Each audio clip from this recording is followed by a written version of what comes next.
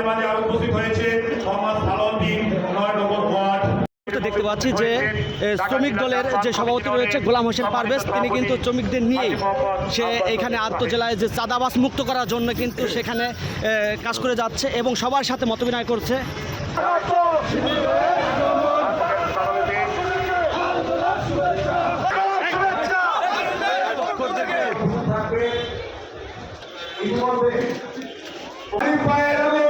প্রধান অতিথি হিসাবে উপস্থিত রয়েছেন কিন্তু অ্যাডভোকেট শামসুর রহমান শিমুল এমপি। সে কিন্তু আমরা ইতিমধ্যে জানি যে এই আন্তঃজেলা থেকেই কিন্তু বিভিন্ন জেলায় বিভিন্ন ডিস্ট্রিক্টে কিন্তু ঈদ যাত্রায় যাত্রীগণ কিন্তু নির্বিঘ্নে চলাচল করে। সেই যাত্রাকে সেই কেন্দ্রকে কিন্তু চাঁদামুক্ত করার দাবিতেই কিন্তু মাননীয় এমপি মহোদয় কিন্তু এসে উপস্থিত হয়েছেন এবং সেই সাথে এখানের যে শ্রমিক দল রয়েছে, শ্রমিকদের রয়েছে এবং এখানের যে কমিটিগুলো রয়েছে তাদের সাথে মতবিনিময় করছে এবং এইবার যেন পূর্বের ন্যায় চাঁদা না হয় বা কোনো কেউ হ্যারাসমেন্ট না হয়, সেই পরিপ্রেক্ষিতেই কিন্তু এইখানে আজকের এই মতবিনিময় সভা।